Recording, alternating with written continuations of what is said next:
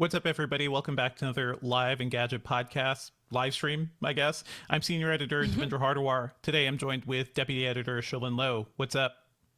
Hello. Hello. Sherlyn's going to have a surprise for us later on this stream, so stay tuned. Senior writer Sam Rutherford is here too. Hey, how you doing? Hello. And podcast producer Ben Elman. Hey, Ben. I finally got a haircut that I desperately needed. Oh my God. Did you kill the mullet, Ben? No, mullet's still here. Mullet okay. will only get stronger as we get towards summer. Only get stronger. Yeah, everybody tell us what you think about Ben's haircut.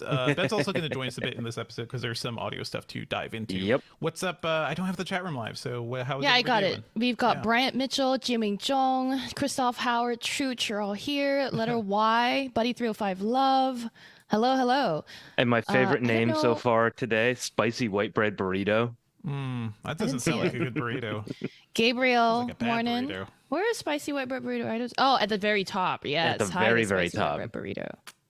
You don't want a white bread burrito. That sounds awful. Wait, Sherlyn, Lord are you the Debbie Buckethead. editor? Is this a joke? I don't know what missed? that means yet. Jimmy Jong, what is that? I have no idea. Editor, it sounds like deputy editor, Oh. which is just what we should just call you, Sherlyn. I don't know.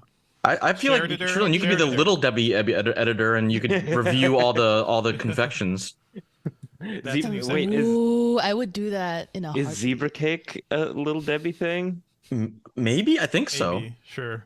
I used to live next to Little Debbie outlet, and we would go get you get them real cheap there. That sounds dangerous. That sounds incredibly dangerous. Because it's all like stuff that they didn't ship out in time, so it's gonna expire like that day or the day before. Oh. They're dirt cheap. So you have to shovel it It's down your okay. mouth I as love fast to as you poop. can. Yeah. I mean, Yeah. okay, but it's also little Debbie stuff, so it's like preservative within an inch of Oh its yeah, life. it stays good forever. Yeah. This is the Deb Gadget podcast, apparently. Lord Buckethead says, did she convert to Apple or something? I don't understand where that's coming from. I didn't convert to Apple, if that helps, but let me know why you said that. And Ritesh Shetty says, good morning. Hello, everybody. I would say Entenmann's over Little Debbie. Just saying. Just saying. It's slightly higher quality, yeah. America Higher stuff. I agree. quality. The Entenmann's black and white cookies. My God, I don't know how they do it, but perfection. Hello, everybody. We're hungry. We want baked goods. Send us your baked goods, please. All right, we are going to be. For once, good I to didn't go. prepare breakfast for this stream, and y'all are doing this to me. Thank you all very much. We will talk about pastries at every turn. The Pixel Fold is kind of like a croissant, right? You kind of unwrap it. Yeah, No, it has layers. It has layers. We'll be talking about the Pixel Fold rumors, folks. Also, Sam reviewed the Razer Blade 18. I'm reviewing the Razer Blade 16 now, so we're going to compare those. That's going to be fun. There's a bunch of breaking news. The Starship, the SpaceX Starship just exploded. It launched but exploded, so we'll talk about that. And also, there's a bunch of AI stuff, but especially the AI-generated Drake and Weekend song. I think it's worth discussing.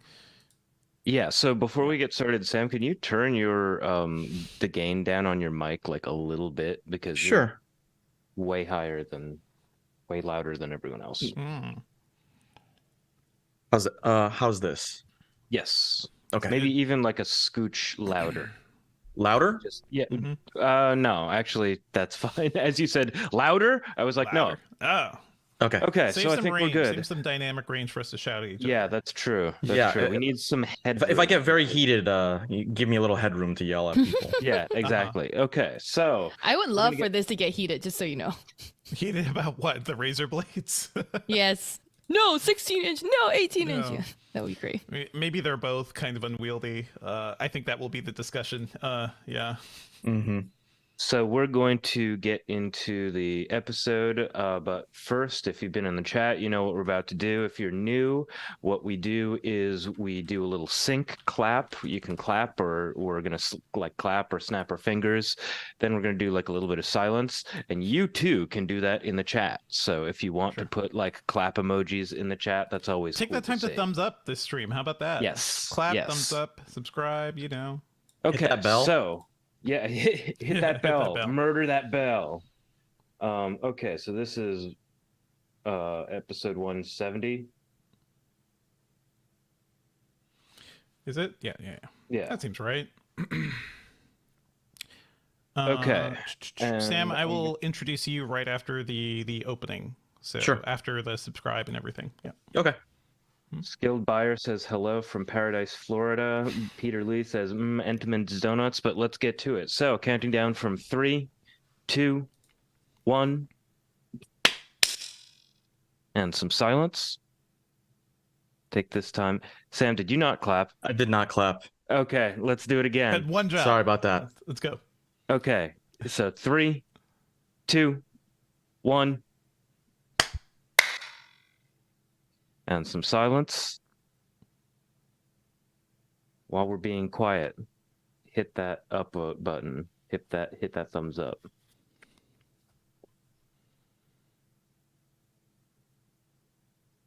Okay, we're done with the silence and everything. Let's get to the episode. All right. Thank you, folks. We'll be recording the audio episode for new people.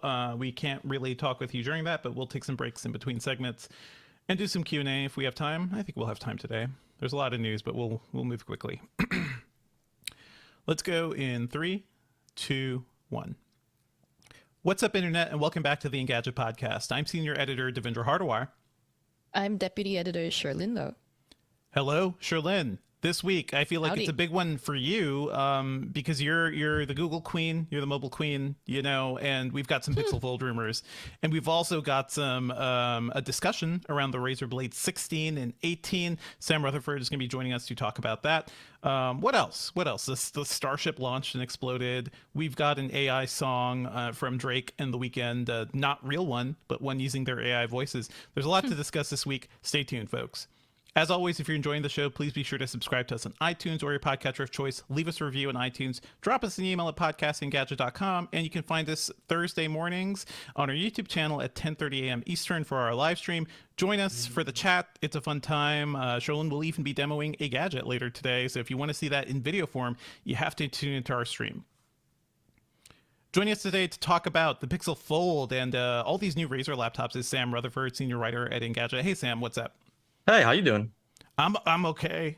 I feel like when we started preparing the show, there was not that much news, and by the time we are ready to go live, stuff is just pouring in. Like I have links from everywhere. The SpaceX rocket exploded a couple minutes before we went live here, so we're just kind of pulling all that in together. Yeah, But very I feel busy like- Thursday morning. Man, it's such a busy Thursday morning, but we're all preparing for Google I/O. I know you and Sherlyn are both like going to be really busy there. There was a rumor about the Pixel Fold, and I feel like that is the thing people were really looking forward to from I/O. Can you give us a breakdown of that? And Sherlyn, like, what are your thoughts on what we've heard from this thing so far? I think Sam can go. Sam's very Sure. clued in. I think Sam's out of Sam all is of the us fold- been waiting folding for the guy. Pixel Yeah. Fold. Yeah. Yeah, he's been waiting for the Fold for the longest. So let's go. I Sam. mean, Let's tell us. I'm just been waiting for something that's not a foldable that's not made by Samsung. So at least there's competition. Like there's a ton of foldables in China, but they never get sold over here. So it's like, hey, I want to see, another company's like interpretation of a foldable. So let's get into the rumors. So CNBC published some leaks about they seem to have gotten some marketing information from Google that kind of describes the device. And so generally what we're looking at is an inward folding foldable, just like the Galaxy Z Fold. And the main screen is going to be about 7.6 inches, which is, again, similar to the Z Fold. But where the differences lie is that they said there's going to be a much stronger hinge, which I'm not sure is a great selling point because the hinge is not the issue on the Z Fold. But it's going to have a 5.8 exterior screen, but the dimensions it's going to be more of a squat device. So it's going to have, the Z Fold is kind of like a long baton shaped thing when it's folded, and this is going to be a little bit more rectangular. I kind of like that. I do like that compromise. Yeah.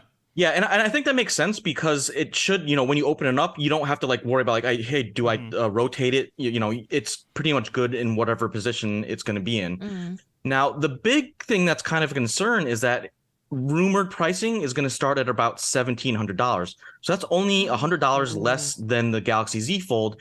And I still think that's too expensive for the everyday kind of person who would like reasonably think about, hey, is this when I finally jump into like a big foldable device? It's got to be. They're still not for everybody. It's got to be at least $1,500. Obviously, ideally, even lower than that, because you have your Z Flips at about $1,000, and then going up from there. So it's a lot of money to ask for people. How about I have a hot take here? These foldables are for no one. That just stop encouraging them. If you buy You this stop. phone, This you're is where you and I'm encouraging- Sam sorry. are I gonna like fight. him. I yeah, like yeah, yeah. him. No, Yeah. but Samsung is gonna be like, okay, you're gonna spend $1,700 for a Google phone. Here's a $2,000 Galaxy Fold. It'll just keep going. This is madness. And so that's kind of I the feel like- so that's kind of the concern for me, because like if you look at the Z Fold, I think it's a really great device, but there are a number of compromises, like especially when it comes to the camera. The camera was not as good as the S22 camera. Yeah. And so if Google makes the same compromise on the Pixel Fold, it's like, first of all, cameras is like one of the coolest, best features on the Pixel line. And so if you're kind of taking a hit on the camera side in order to upgrade to the Pixel Fold, that's a weird upgrade downgrade situation. That just doesn't feel good. There was a rumor last year that the Pixel Fold would be running older cameras. Basically, that was the story, right? So it's a concern. Yeah. It wouldn't be as huge of a problem because Google has proven in the past that it can do a lot with subpar hardware in terms of the camera side of things. Like it's still For going sure. to give us Sure. good pictures. But for I kind of want to $1,700, yeah. talk about the software side of things here because we are talking about Google's strength as a software maker. And Sam, you've reviewed or spent a lot of time with Android for tablets, Android L, and I think baked into that was supposed to be some like interface smartness for foldables. Does that give you an idea of kind of what software we should be able to expect on the rumored Pixel Fold? That's a good point, because we can see that, like, even going back to Android 13, and then obviously, the next version of Android is coming out, later this year. Google has been adding some features to try to make multitasking and multi-window mode specifically better on both foldables and Android tablets. And so I think that's the thing that like could have the most potential for this Pixel Fold, is seeing Google's interpretation of, hey, how do we treat multitasking on a smaller device? Because Samsung is like doing its own thing. And I do like the taskbar the redesigned taskbar that they added to the Z Fold 4 series.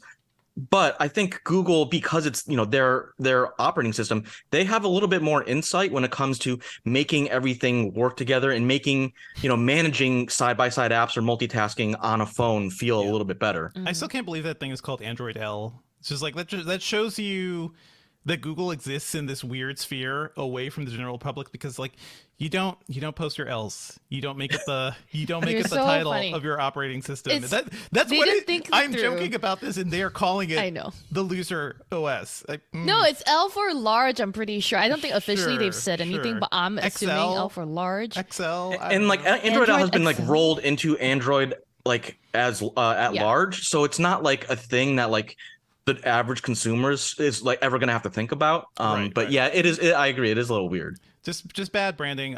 This is going to be a first gen product, and you know what we say about first gen products.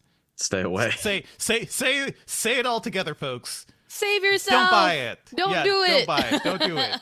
Wait till the second gen, because there's going to be problems. Don't forget what happened with the first Z Fold. Don't forget what happens with like pretty much the first of any whole new form factor. So save yourselves. I don't know. Save your money. Yep. Save your money. Are there any good Z Fold deals right now? Like, is Samsung getting more competitive price wise?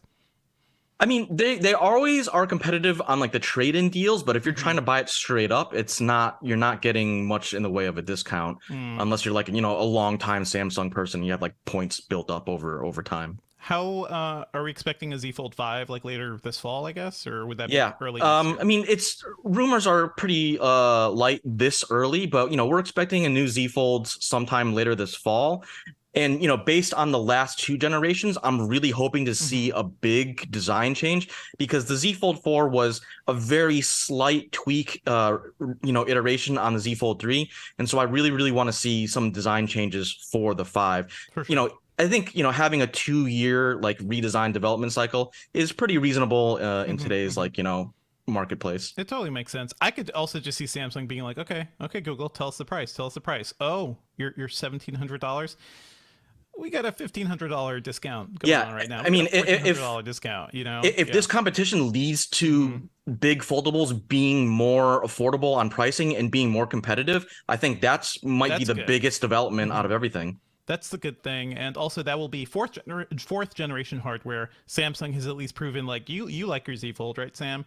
So you're using it every day. I feel like Samsung has proven like they've turned that kind of turd pile of the first one into something that's usable, right? And it's funny, 'cause I'm starting to see more Z Folds out in the wilds the other day. I was at the New York Auto Show, and one of the people who helped me like register my badge and everything, they're like, oh yeah, I love your phone, like I bought one too. And it's like, this is just like a regular person, they're not in tech. Cool. And I'm like, oh, that's really cool. And like I had a plumber come by the other day and he's like, I love the Z Fold because it's easier to use because like plumbers have big hands and like it's the big screen is easier for them to tap on icons and stuff. What are you going to say, Sherlyn? Plumbers have big hands. I'm curious about, I mean, we are talking about this now. I know I asked about software earlier, but do we know from the rumors like what the hardware is going to be like? Who made a lot of the hardware here? Because Google is not in the business of making foldable screens. Who's their typical partner these days? Yeah, it's kind of unclear who the components are come by because there's only a handful of manufacturers that make flexible OLED panels. But unfortunately, it's not entirely clear, where Google's sourcing some of these components from just yet. Did anybody buy LG's mobile business? Did that get cleared up? Because LG stopped making phones. Bought it. Yeah, I don't think anyone bought their business. I think LG still manufactures panels for phones. They just don't make their own division of devices anymore. I feel like that would be an interesting combo, just to have those people who are good at building phones. They built a curved phone that nobody really wanted. That would be a good addition. I was gonna say, yeah. To be very clear, LG never made an actual folding phone. They did the V60 ThinQ second screen shit device. Yeah. Well, what I But they are and making the wing screens. and the curve thing, right? But they are behind. Like they have made TVs that roll and fold and whatever, but they never came out and made a foldable phone. They haven't. Yeah, I don't know who's behind all the foldable displays that are out there, but we are in the age of weird foldable OLED right now, guys. Like, have you seen these computer monitors, like the LG one or the Corsair one that will the 42 inches that fold inwards to you for, I don't know, to give you a curve. They're everywhere. Yeah. I don't even know if those are like worth it, but I just love the idea of pressing a button and having a little motor bend the screen from curved to flat. It's so stupid, but I love it. It's so stupid. I am terrified of failure points. And once we talk about folding screens, and I've heard people who have bought some of these screens, they're like, all I hear is snapping. All I hear is like cracking and snapping of the plastic case in the display. I'm like, that's just a nightmare for a $1,500 screen. But anyway, this Pixel Fold, do we have anything else to add on this guy? Like, nice to have some real competition in the US. I feel like that's the big takeaway here. Yeah. Obviously, so the rumors say that it's going to be powered by the Tensor G2 chip, which makes sense because we're kind of far away from like that phone, Google's like fall launch, which is typically when they would announce a new version of the Tensor. I'm just a little concerned on that because the Tensor is not exactly the most powerful chip. So hopefully Google can leverage like that AI performance to like get more out of the Fold, because in terms of like a pure performance standpoint, it's not going to be quite as speedy as something like the Z Fold. I hope that part of the rumor is just wrong. Like, I hope that was like last year's marketing materials, right? Yeah. I'm also concerned about like heat dissipation because I found that Pixel 7s and 6s ran hotter than non-Tensor phones. It's a folding phone, Trillin. You just like close it in and out to like cool it down, get some airflow in there. Right? Yeah. Fan itself. Fan itself. Yeah. And I think the other reason, like, why these rumors are kind of starting to pop up is because I think everyone is expecting to hear more about this at Google I/O, which is just a couple of weeks away. And then on top of that, this phone is expected to launch in June. So it's going to be available way before those, typical fall releases. Maybe that's a strategy by Google to be like, hey, like nothing really happens in June. So like June's our month. I mean, besides WWDC. But, maybe they know it's not for everybody, right? So it's for the weirdos who love foldable phones, who will be like, I'll put down a month's worth of rent on a phone. Sure. Why not? This is like when they launched the Pixel books, the expensive ones. They're like way, right? They're targeting a very different but niche segment of the population. I could see them coming right out and saying this is an experimental thing. I remember yelling at Google representatives like when they started doing like the expensive, like the original expensive Chromebooks and stuff. I'm like, straight up, like, who is this for? Who's spending $1,200 on a web browser laptop? I don't. And that whole thing kind of died, didn't it? Trillin, how are you feeling about foldables at this point? I mean, you do bring up the point that like there's not a lot of competition here in Yep. the U.S. I mean, if you think about it, there's only Samsung, but there's also Moto, but they don't really sell here. There's also like the Xiaomi's, the Oppos, the Vivos, and there is I think what TCL was supposedly finally made theirs available. There was Tecmo that did something at CES. Tecno. I keep saying Tecmo. We've seen more competition for like the what do you call it? The portrait size foldables, like the Z Flip, right? We've seen more The competition flips? there, but we haven't seen, We've seen that too, straight- yeah. Yeah. So Moto I did feel like that, we've yeah. seen both. I do think that when you said that you don't think foldables are, for anyone at all, Devendra, you were neglecting the flippy style ones, right? I'm sure you agree I that mean, there's a space for the phone that if- folds in half and becomes a tinier. I guess I occasionally see people with it. Mostly when I see people with it in the wild, it is them struggling to open their phone to like respond to notifications. Like, man, sure it'd be nice if you just pulled your phone out of the pocket and put your thumb on something and you just get into your phone. If only we had the technology for that, like every other smartphone. It's cool. It's a cool thing. I just feel like among a thing I tell people to be worried about is moving parts, and moving parts, especially around a display, is a nightmare.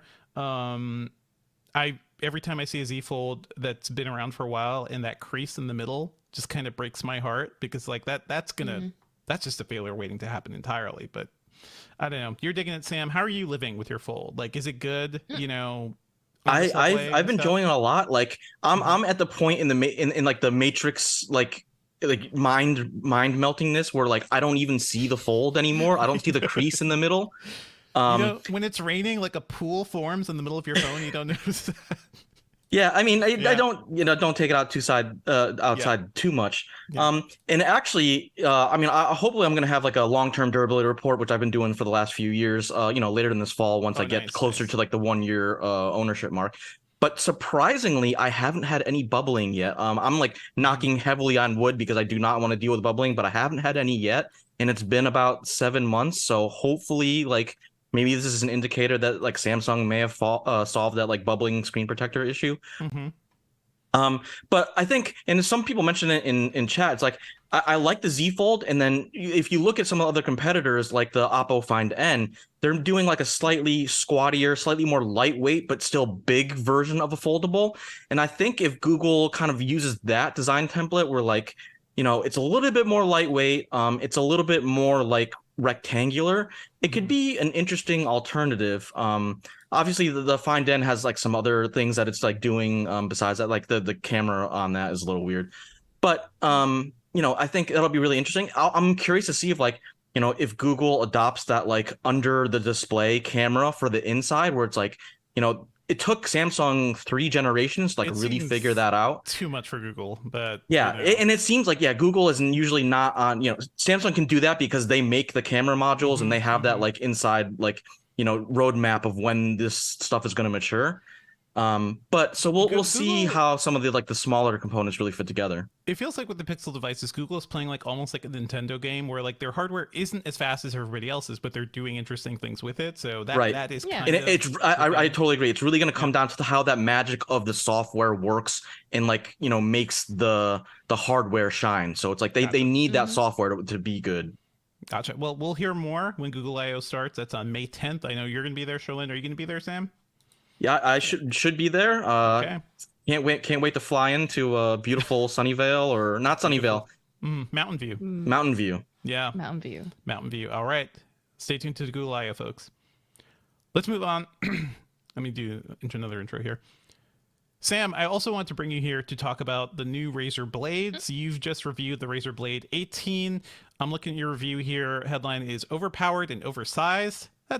That doesn't seem very positive. And score of 78, which is on the lower end for us. I guess that's like a middling laptop. What are your broad thoughts on the Blade 18? Yeah.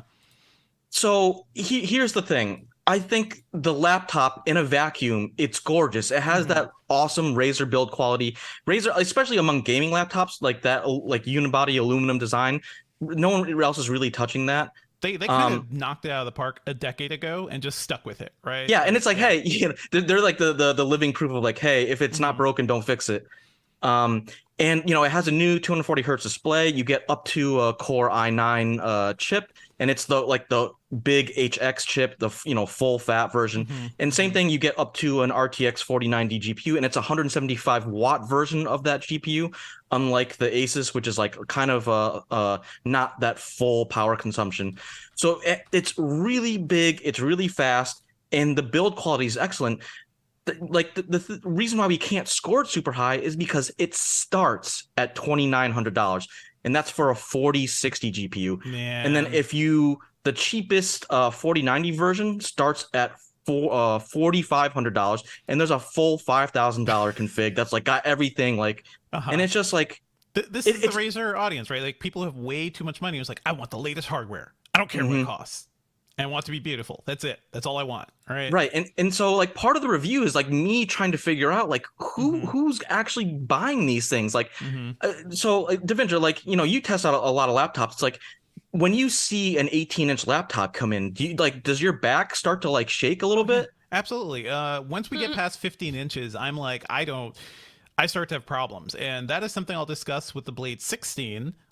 Which I am currently reviewing right now. And it's kind of the same thing, right? The Razer used to have the Blade 15 and Blade 17. They still have it, actually. But this year is the first time they're bumping up a bit. They have the Blade 16 and 18 just to kind of thin out the bezels, expand the screen size a bit. I agree. Like, weight is a big issue for me. But also, it's like, when I look at a laptop, it's practicality, portability. Is it actually like a decent value of what you're getting to? And the thing with Razer is like you have to apply the Apple tax to it. It's just everything is more expensive because it's a Razer and because they try to be premium, but they also don't care about like making it affordable. So that's just what you're buying with Razer. Yeah. Yeah, and so like, when I'm trying to think of like who's going to buy this, it's like if money is no object and you want an extremely big and fast and powerful laptop, there you go. That thing exists. And if you are like constantly on the road, like I know some bands and like traveling performers talk about having laptops like this because they're always moving around, they can't have a desktop. Okay, that makes sense.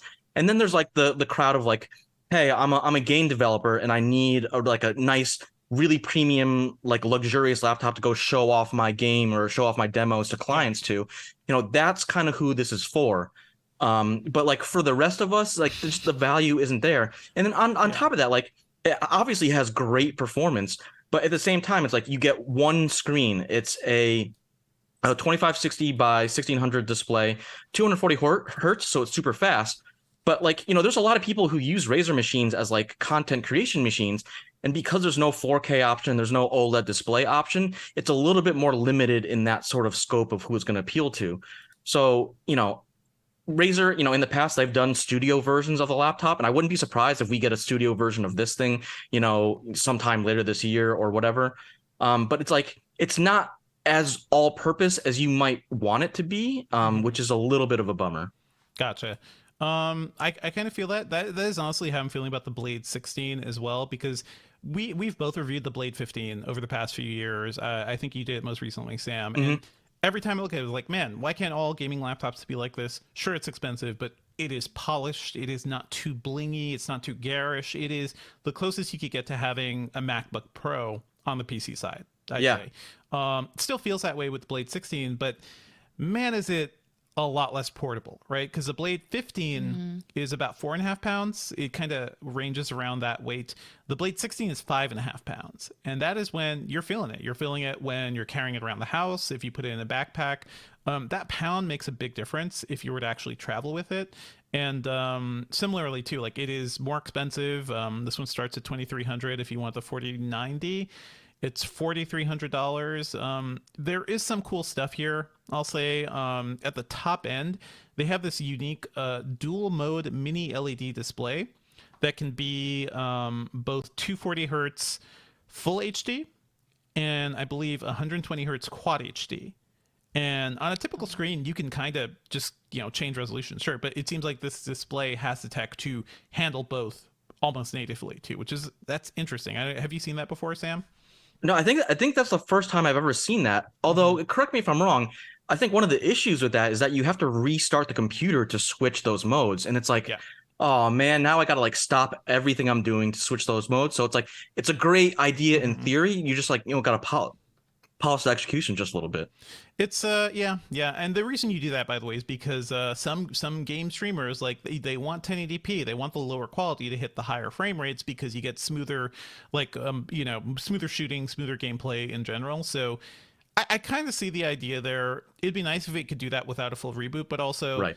if I'm going to a competition or something, I just need to prioritize frame rates. I'm gonna reboot. I'm gonna, like, get ready for that mode. When I'm at home, I'll be in 1440p mode the whole time or something. So that's kind of the way I see it. But yeah, this thing, it is super powerful. I'm looking at our specs in the benchmark table. Sam, you put up yours. I'm putting up some of mine now, and, like, they're comparable. The 4090 is crazy powerful. Like, to have, it is not the full power of it from the desktop side, but it's certainly the fastest mobile GPU I've ever seen.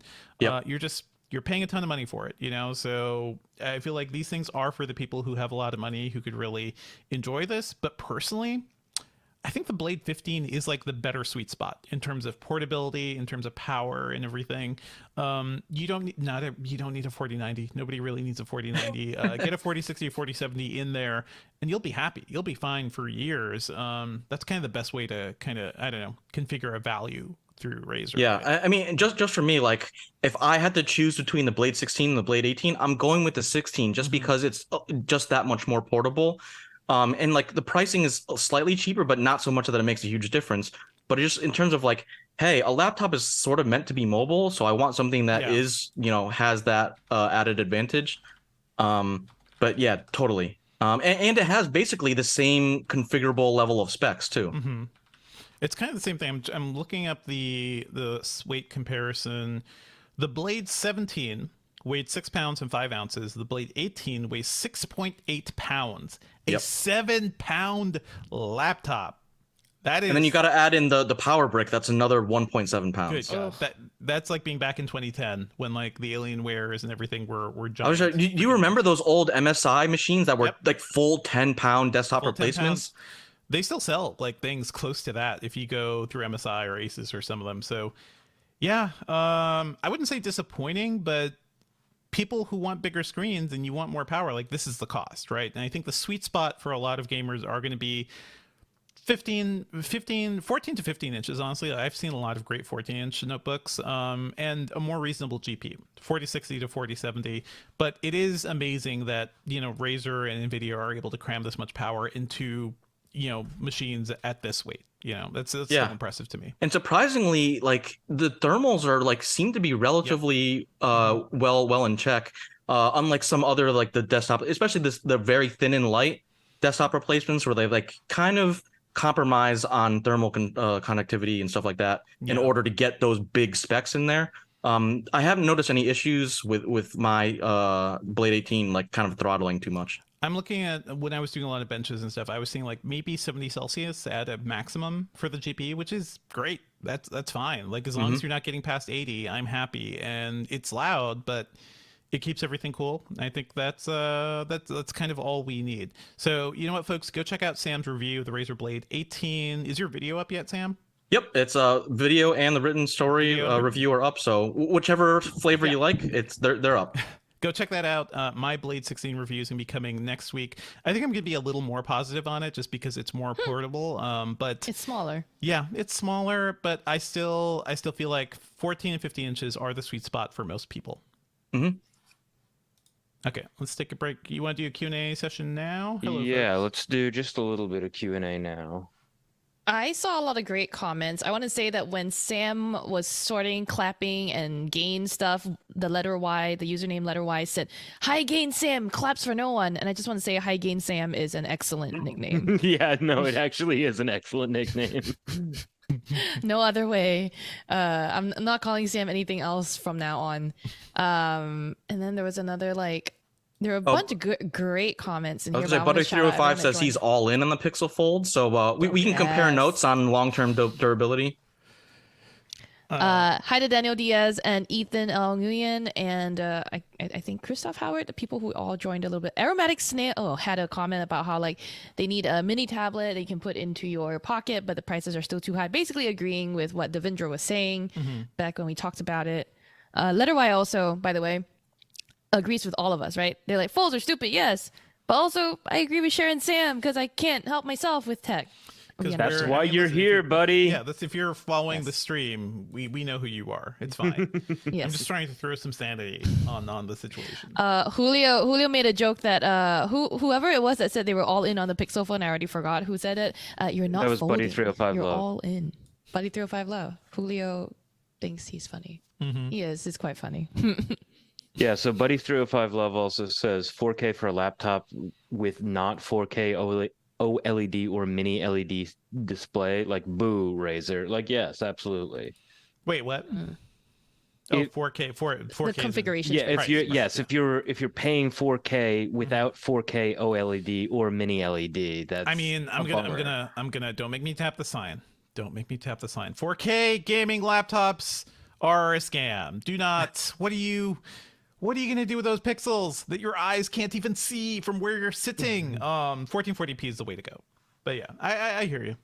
People want to see Lord 4K. Buckethead also says the Razer Blade is reasonably priced if you are made of gold. This is true. Let me. I'm catching up on a bunch of comments. Okay. Sorry, go I'm on. adding the story about Sega and Rovio. By the way, we should just mention that. Roll. Oh yeah, and Okay. I mean, do you want to mention like the second round of meta layoffs? Because I just noticed that I don't have anything else to add on that right now, so it's Yeah. I'm just doing I this. don't. This I is think a we big have a story. long other news section today to. I mean, it's true, and I don't know if there's very much to say other than it's a bummer, and we might be able to talk about it later on Yep. when we know the actual numbers. I mean, we just talked about the bad morale there too, so it's all. Yep. Yep. Hello to Jonathan Tran, who's here between meetings. Hi to Goldfinger, Hello. Silverfinger. Okay. Roland Say. That was a great name. And also, thanks to people who are saying hi to each other amongst themselves in the chat. We love when y'all interact with each other. It helps us, keep this community going. It's great. Yeah. I do Like need to Luke- make a 4K gaming as a scam sign. I'm just looking at the chat.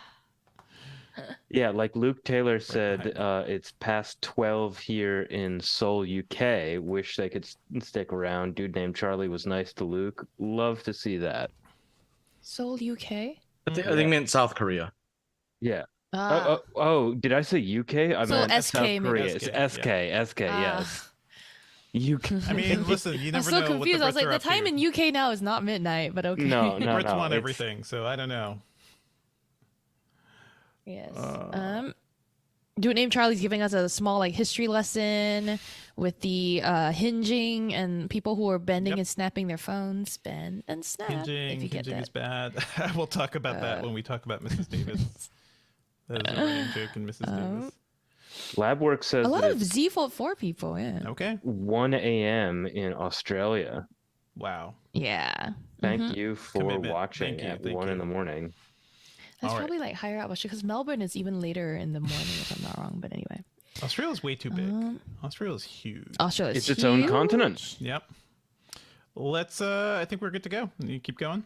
Yeah, okay. So yeah, I think we can do other news, and what I would like you to do is that when we get to audio industry news after we talk about electric car stuff, just give me a quick intro, and then I will. I will Yep. jump in on that Ben's stuff. going to join us for some of that stuff. All good. And we're going to move pretty quickly through some of this. So just, I'll spend a little time on Netflix, the Montana thing. If you have thoughts, shout out. Otherwise, we'll just keep going. Okay. Yeah. Let's move on to some other news, folks. And just minutes before we started this broadcast, SpaceX's Starship launched. This is the biggest rocket system ever produced. It launched successfully. It lasted a couple minutes in the sky. Did not separate from the booster, and started to roll and then exploded. So it was a live stream of mixed emotions, I'd say. Like there was a lot of cheering and yaying, and then, ooh, that's a big explosion in the sky. How do you guys feel about this thing? It is really weird to hear about innovations from SpaceX while Elon Musk continues to be an absolute idiot on the internet and Twitter. So I don't know how you're reconciling that and how you're feeling about what SpaceX is still doing, because he's still leading SpaceX, right? I gotta say I'm very conflicted because there were shots. Elon was in Yes. their star base for the launch, He was and there, so John they would Carmack cut was the there. shots of him, and he's just not doing anything, and it's like, okay, cool, Elon. But yeah, I mean, but like at the other hand, like I think the achievement that they kind of reach here is like notable because I think Yeah. it's twice as much thrust as the Saturn V rocket, which was like, the pinnacle of like, rocket technology for a long time. And it's funny because like it exploded, but like I was watching the stream. So the issue was that like the rocket Starship tried to flip over and then separate into the two different stages, and it didn't separate, and then it kept spinning, and then it exploded. But the people at SpaceX cheered when it exploded because I think their perspective is like, hey, this thing is huge, it has too much thrust, and this is clearly just a test. So the fact that it even got in the air was like, hey, everything's all gravy from here on out. And so like, it's weird to see like a rocket exploding and people cheering for it, but I guess that's an accomplishment. I feel like that is like John Oliver and everybody are going to make fun of this because like look at how out of touch the tech industry is. They are cheering a blown up rocket, right? And I think the optics aren't great, even though scientifically, like NASA had to deal with a lot of failures and explosions and things to kind of learn from them. Sherlyn, do you have any thoughts on this? I mean, the same thing, which is that Elon's, being so distracted by Twitter that it seems like he's been able to step away from overly being involved in SpaceX, right? And he maybe was never even Tesla. Really involved, but yeah. Right. From what I heard, it's that like SpaceX was able to like kind of manage him well in that they kept him away from the real day-to-day businesses and like that sort of stuff. And so I don't, connect him too much to this business. He's kind of a face for it at some points, but that's about it. And yet, like Sam, I'm still conflicted. I'm like, I don't want SpaceX to do badly, but I mean, we do need things to bring larger payloads into orbit. So I think that's here's a quote from our article. The 39 total Raptor engines, 33 in the booster, 6 in the Starship, are powerful enough to haul payloads up to 330,000 pounds to low Earth orbit when fully usable, and 550,000 pounds when expendable. So that's pretty good because the Falcon Heavy tops out 141,000 pounds. So it can bring more things. It's a big rocket. It's a big phallic symbol there for Elon Musk to point at and be like, that's mine. I feel like that's probably part of why he's doing this. When I hosted Twit a couple weeks ago, one thing we did is fan cast your Elon Musk movie. Like somebody's going to make like a somewhat serious dramedy type of thing based on everything happening now with Elon Musk. Yeah. Who do you want to be Elon Musk in a movie? Oh. Because I think I came up with the perfect answer, but I want you guys to think on your feet. You kind of caught me off guard with this one. The person I'm thinking, I can't remember his name, is the one guy from Independence Day. No, that's one guy. Not obviously not Will Smith. The guy who played like the president in Independence Day. The old Independence Day. He would be good. Here is my thing, and I think would be perfect for it. Will Ferrell. Will Ferrell is Elon Musk, who can both balance the sort of ego of him, but the inherent comedy of a fool. I think is a great, because Elon Musk wants to be a comedian so bad. Yeah. With the right haircut too. Yeah, and they're a similar age. Their faces actually aren't that far apart, so it's really. I don't know how tall Elon Musk is. I almost feel like Will Ferrell might be They're too both tall, pretty tall. but They're both pretty tall. Okay. Yeah, from what I've seen. But I just feel like that is the image I have in my mind. And Will Ferrell has like also Anchorman, but Elon Musk. Anchorman. He's also done the sort of like semi-serious type of movie stuff too. You're thinking of Bill Pullman, Sam? Yes. I love Bill Pullman. Sure. I love Bill Pullman, but I want like somebody who can really tap into. I agree. He might not have the charisma to pull off like Elon's like weirdness in the way that it needs to be done. You need a weirdo. You need an absolute I think weirdo. I know who wait. I changed my answer. Jesse Plemons. Sure. I mean, listen, Jesse Plemons can do anything, and they actually have similar faces type. Yeah. Too. But yeah. Sure. Jesse Plemons can do anything. I love Jesse Plemons. He's more serious. I don't know. Congrats. I'm sorry. I think SpaceX. That's kind of how I feel about this news. At least it launched. At least it didn't explode. I was gonna say Elon Musk was a lot more tolerable when he would show up on SpaceX live streams once every quarter, and then instead of just like constantly spouting nonsense on Twitter. Let's move on. I feel like every week we got to lead with like Elon stuff, so that's just how it is. We saw late last Friday, Montana The Montana State Legislature passed a bill requiring app stores to block TikTok in the state, so that Montana could end up becoming the first state to fully ban TikTok. Carissa Bell was kind of waiting up and just being really prepared to take on this news. This is the first time a state has done it. We have seen government institutions kind of ban it. We've seen like some cities, from government devices also ban it as well. Any thoughts? Because we've talked about this a bit. And I do feel like the banning of TikTok is short-sighted when we really need to be talking about data privacy laws, and that's like the important thing. Any thoughts on this now that Montana has made a big step towards it? I'm not sure how they're going to enforce it. I'm also not sure how much of this had to do with the CEO testifying and all of that. Be interesting to see if it was a direct result of that, my Singaporean, brethren. But what are you gonna like geo-lock? Like once you enter the state of Montana, your phone's gonna. It seems like it will just stop working in Montana and Montana networks. Can you imagine using a VPN? Can you imagine using a VPN just to download TikTok? Oh, absolutely. That's our prediction, is that all these bans are going to really cause the VPN industry to thrive. It's going to teach kids how to VPN, and you know what? Good. You got to break some rules, kids. You got to learn how to get around all the blocks on the internet. I feel like that is a good life skill for the children of our age. VPNs are like the Gen Z's torrenting. Well, you had to VPN to torrent safely too before your ISP would kind of get to you. So that's a whole thing. There was also a story in Bloomberg this week, which is now blocked out for me, so unfortunately. But the headline is TikTok could get a lifeline from big tech as a U.S. ban looms. So it does seem like the other tech companies are looking at what the government is kind of doing to TikTok and kind of banding together and may want to make a push. This includes IBM? Microsoft and Apple are groups like looking into how the government is looking at TikTok right now. And 2 out of 3 of those are companies that tried to buy TikTok when it was up for sale. That's interesting. So this is not the end of the story. Who knows if the Montana thing will actually pass? They signed the bill.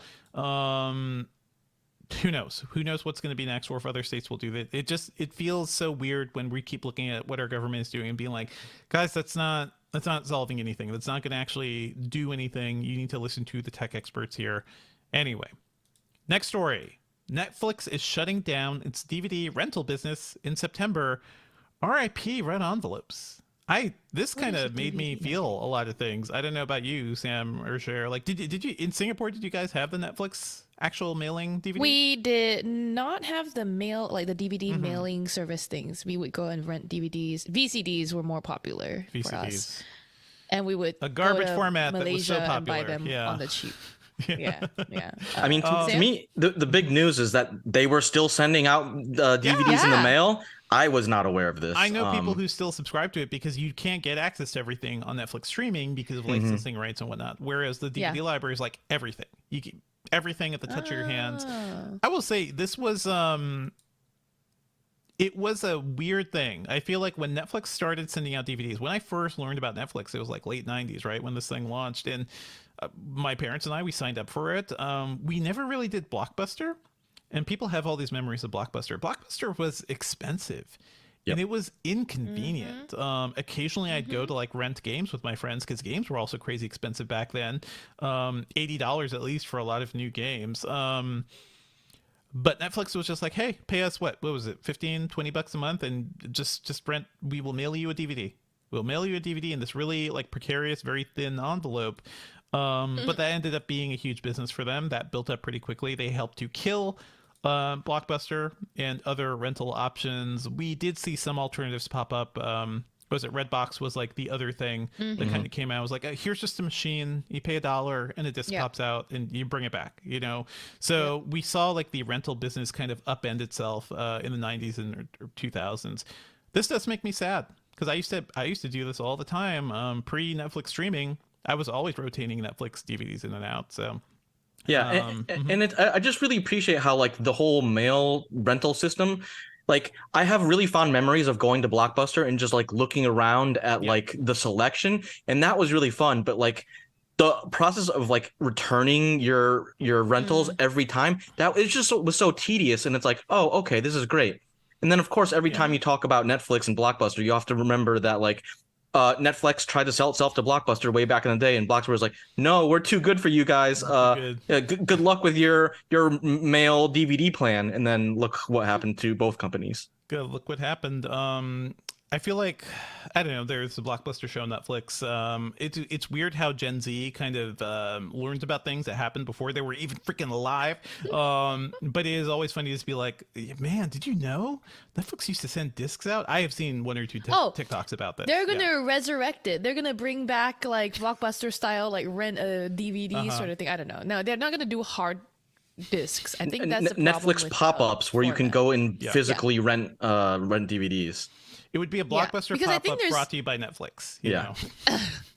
There's still something nice about like you go into something like a Blockbuster and you're like browsing the selection, and then you get to interact with people. I think there's a social aspect of it that like might be what people might miss. So the pop-up seems like a way to just bring physically holding physical media is on such a down low. Like it's going down so quickly, and we're all relying on streaming. And the minute your internet goes out, or you have a hiccup or something, like you have nothing to watch, and that is a weird, precarious place to be. I don't know if people really like. Shout out to libraries. Shout out to libraries. Hey, this is a thing. I was going to mention this, Sherlyn. Your weekly PSA. Yep. Libraries still have physical media. Libraries will rent you discs. They'll rent you DVDs. Books. They will rent you They'll rent you games. In some libraries, some will do ebooks. Actually, most will do ebooks now. So, hey, do you miss physical spaces? Do you miss human interaction? Please support your local library. Okay, let me move to this next one. Instagram. Sherlyn, I saw the story about Instagram letting you add 5 links to your profile now, so you can stop using Linktree. Woohoo! How do you feel about this? This feels like it was done for you. Yeah, I mean, perfect. I will now add. I've never signed up for a link in bio or a Linktree thing because I just didn't want to. It seemed dumb. And then now finally I can add a link to my Twitter for whatever reason, or a link to my upcoming podcast. I've shouted out on this podcast before. Does it actually exist? Are you recording? Yeah, I just haven't edited or put anything out. So listen, Sherlyn, a podcast that has been recorded, not edited, is not a podcast. It's a protocast. Yeah, it's very me. Yeah, there you go. That's what I'm gonna call it. No, it's a precast. There you go. Precast. Why did Instagram do this to begin with? Like, why did they only limit it to 1 link? This is the thing that drives me insane about Instagram. Is it's like the most user unfriendly service, and every time like I want to try to do something with Instagram and I can't do it, I have to figure out why, and then no one can explain why. It's like back in the day, and it's still really clunky. It's like you couldn't upload photos from a PC on Instagram. It's like why? Like why? If I'm taking photos on a big camera and editing them in Photoshop to make them look nice, and I'm not just doing some silly filter, I can't upload it, and it's like. It's the same thing. Like, I think it always went back to Facebook does not want you to leave Instagram. What are you doing? Is that a link to the internet outside of our little circle of photos? Like, don't leave. You only get 1 link. You get 1 chance to get people out of here. Otherwise, you're trapped on Instagram. Yeah. And Linktree only exists because Instagram would not let you put links in bios. Right. And then look at Linktree. Linktree is now a $1 billion company because what? Because they let you like make a web page that has a bunch of links on it. I don't understand it. I hate the internet. I hate the tech world sometimes. I agree. Yeah, I remember setting up a single web page on my domain with a couple links on it. Give me $1 billion. Come on. Mm-hmm. That's how it goes. Another piece of news that dropped early this week? It was early this week. There was a rumor that Sega was trying to buy Angry Birds over the weekend. I think we all laughed about it because the initial rumor was that it was going to be over $1 billion or something. Then when it was the 17th, on Monday, the news was officially announced that Sega is buying Rovio, the maker of Angry Birds, for $776 million. So it's like Sega took a bundle of cash and like put it in a catapult and pointed it right at Angry Birds, I guess, or right at Rovio. How do you guys feel about this? The maker of Sonic now owns Angry Birds, or will own them soon. I don't know if I care. I don't understand. Surely there must be something better Sega can use its money on. Sega has a lot of money. That's the thing. Like, I think people remember Sega as like kind of a failing company, but they're doing pretty well these days. Yeah. Yeah, and but like the thing to me is like Sega has been doing well off the strength of what's like, hey, they're doing PC ports and they're doing PC ports like in a decent way, and they're expanding multi-platform support, and so that's really good, and like doing this is like seems like a step backwards for them. This sort of reminds me when I believe Activision bought King. And they were like, okay, this is a great way to like bolster our bottom line, but like it doesn't make me feel any different about either company. Or maybe a little bit worse about Sega, because it's like, here's a thing that I don't really care about. And it's like, what were you gonna say, Sherlyn? Oh yeah, go ahead. I was just thinking of like using Street Fighter characters as Angry Birds and throwing them at each other. I don't know. Just whatever Sega. Wait. Let's take a step back here. Street Fighter characters. I know Street Fighter's not, but I think I tie Sega to Street Fighter a lot because I don't know why. I was gonna say, what company do you think owns Street Fighter? I don't know. I can't remember now. Capcom, sorry. I gotta bring, when we talk about game stuff, I just want to like transport Sherlyn out and throw Jess in because Jess you should have seen back in the day when, Yeah. Sam and our former coworker would make me like do commentary for like, what was it, Mario games or something? Super Mario Quest. That's your favorite game of all time. Super Mario Quest. Yeah, I made up a game. It was great. It was just I don't know shit. Super Mario's Mystic So Final Quest. Yes. It's fine. It's totally fine. We won't make fun of Sherlyn too much. People are in the chat room are pointing out like, they play a Sonic Angry Birds clone, and like, yes, everything's on the table. Put Sonic in a catapult thingy and fling him across the screen. Redo Sonic Spinball. Give us a Sonic Spinball version with like Angry Birds mechanics or something. I've seen like the revenue stuff of Rovio. They're doing pretty well too, but not as well as they used to when Angry Birds was like big and hot. So I guess I can kind of see the move. It just feels like, what are you doing, Sega? I guess they're buying a franchise that's past its prime, which is like it's a business move, but it's not something that anyone's going to get excited about. I think I saw revenues of like 300 million a year or so. So if that like continues for a couple of years, eventually it'll pay for itself, and maybe it puts Sega in a place to just be better at mobile. And let's be honest, like I'm of the opinion that the Sonic games were never very good, and I've played all the 2D How ones dare when I was you? a kid. Yeah, Sonic was never good. Sonic is no Mario. He's right. There's like Sonic two good Sonic's games. The other are just like hot messes. Yeah. I like the very early ones. I'm talking The first like couple were good, and then they just couldn't like figure it out ever again. Yeah. It's Sonic moves too fast and the platforming is bad. I'm sorry, folks. Deal with it. Deal with this opinion. But there is room to do something with Sonic on mobile, so maybe we'll see something. Hey, maybe what's the next big game studio? I don't know, fucking Nintendo or something. We'll buy the Kim Kardashian games. Those up and coming upstarts over at Nintendo. Yeah, they are a studio, sure. Yeah, they're a publisher and a studio. Look, yeah. What Naughty Dog is one? I don't know, something. Yeah, maybe I love the like Sherlyn grasping at straws to name the video game companies. Bungie. Yeah, Sherlyn talking about games. But they'll buy the Kim Kardashian game.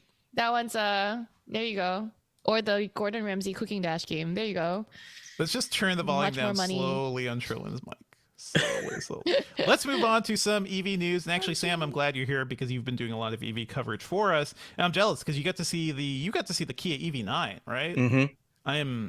Which I low-key think is like one of the most important electric vehicles of the year. Yep. I concur. I've been looking at that thing for a while. Sorry, Julio, that is not on our link list. But the EV9 like it's a big car. It's a big, potentially affordable SUV. And my big thing is I just tested out the Rivian R1S for like a week, and I love it. It's a perfect family car. And I also think like maybe we're getting EVs all wrong. Maybe we are just doing this all wrong, because why is it a big ass SUV? Why is the EV9 a big ass SUV? Doesn't need to be. Doesn't need that big front. Doesn't need to be so large and dangerous for pedestrians. So I'm a little conflicted, but if you're looking for an EV right now, probably good news if you're looking for a new Tesla, because Tesla just cut their prices. The Model 3 is now priced below $40,000. They've just had their 6th price cut of the year. The Model Y has also been cut quite a bit too. And if you add in the $7,500 EV tax credit, like it gets less and less. My God. Sam, thoughts on this? I know you're thinking about EVs at this point. Yeah, I think this kind of shows that like Tesla, they get dinged for like, comments about like build quality and stuff like that, but they are the market leaders in terms of EV sales. And so they're really being able to flex their muscle in terms of putting a lot of the automakers who aren't quite, on their level yet, put them in the back seat when it comes to pricing, because that's the big issue is that, that's one of the reasons I think the EV9 is really important, is because if you look at the number of like 3-row EVs out there, there's really not a lot. And especially there aren't pretty much any under about 70,000. Yep. And so people are expecting the EV9 to cost around mid 50,000. And so there you have like, hey, it's not like cheap, but it's a kind of an affordable family that is EV what a SUV. mid-size SUV costs. Like a gas-powered mid-size SUV costs about that. I paid about 45,000 for I have a Volvo XC90 from 2019. So, that car initially cost over $70,000. So these things you're playing in a very high price range right now. I agree it's important. What do you think about the Model 3 itself, Sam? I mean, the Model 3 is a fine car. I mean, the sedans aren't like, everyone for some reason, like, especially in the US, like everyone just gravitates towards SUVs, and there's definitely something to be... thing. It was do you remember like when they first started popping up in the 90s? Right, like the CRV was one of the first ones out there. The RAV4 was here, and it does seem like people they want to hold stuff, and they needed a thing to hold stuff. They didn't want wagons, even though wagons were still popular in Europe and still are, but we don't have any more wagons unless you're buying like a luxury car. So I'm a practical guy. I basically got a car because when I had a kid, I was like, we gotta move around. We gotta move around better than we do in the subway. And so when I moved to Georgia, that's when I bought my first car in like a decade.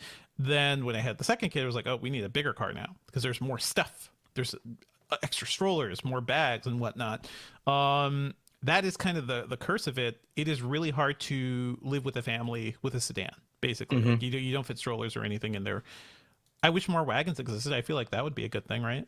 Yeah, and for some reason, the U.S. is like convinced the entire country that like wagons or estates are deeply uncool and vans are deeply uncool. And it's like, I think part of that is a failing on the automakers to like, hey, there's a way to make interesting versions of these cars. You're just not doing it. You're just not doing it. Like, yeah.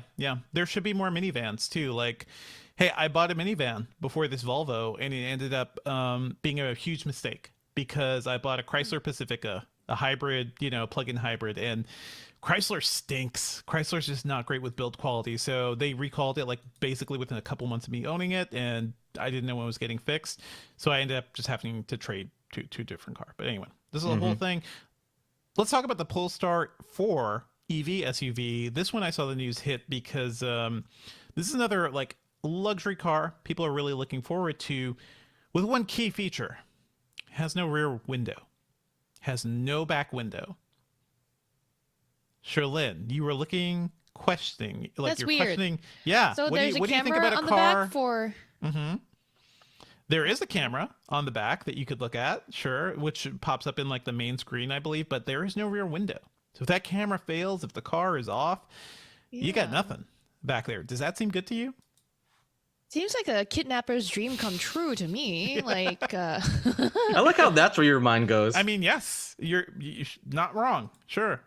Well, I mean, that's where my mind went after the whether there's a camera on the back. I mean, like, I'm like, look, when I learned to drive, which I still don't, whatever. When I learned you're to drive in Singapore, proto-driving, just like you're proto-podcasting, yes. Exactly, pre-drive. My instructor was like, you had to look in your rearview mirror every like 5 seconds or something. Keep an eye on it. Yeah. That's too much. But it's a whole thing, right? Where you have to do it, isn't it? Like, I don't know, is this legal? This seems okay. So just to clarify, there's no rear windshield, but there is a camera, and the camera pipes the feed into the rear view mirror.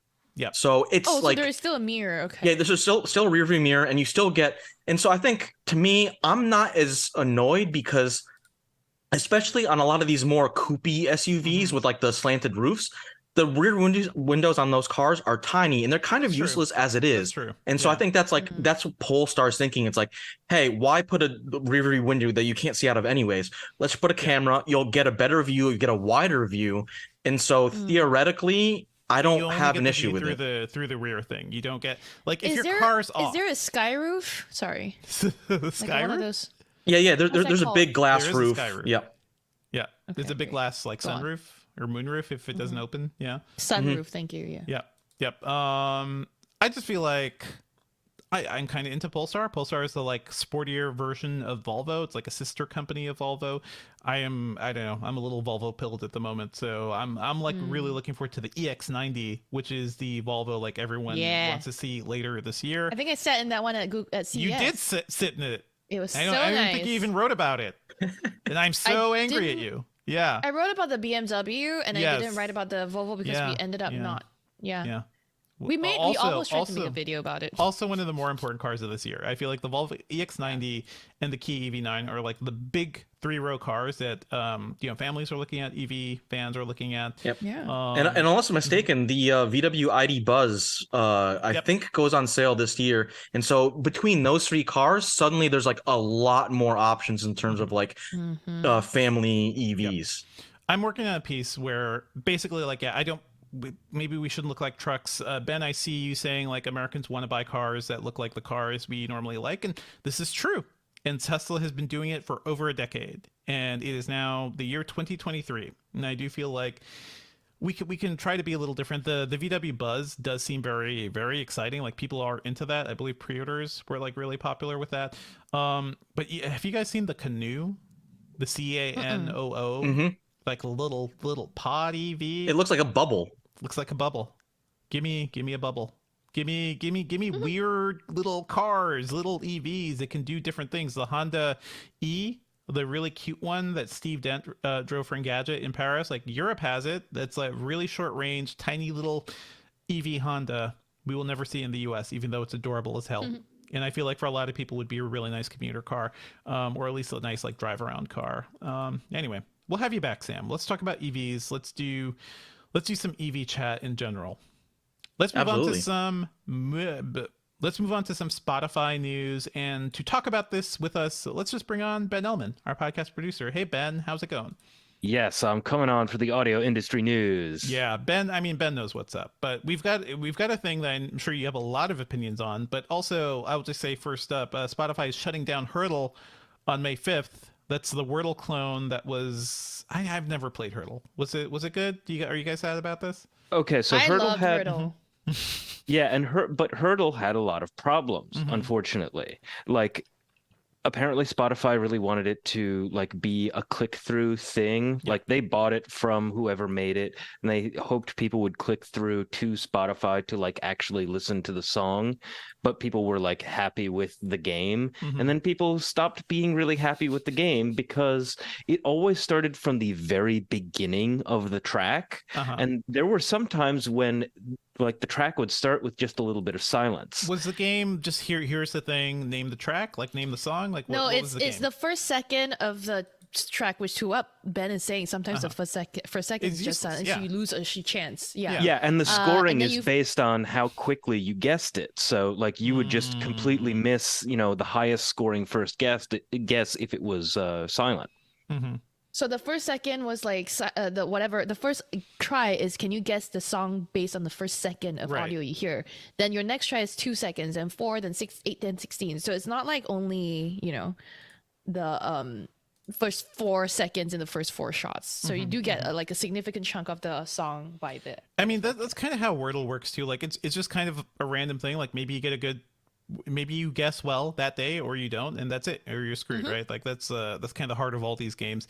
I never got into any of these games other than playing Wordle the first couple of times. People started hyping it up, but okay. Sad about Hurdle. Sad if you guys have thoughts about Hurdle or what Spotify is doing in general, shoot us a note, podcast@engadget.com. Ben, I feel like the thing you really want to talk about though is the little story about Spotify expanding distribution for some Gimlet podcasts.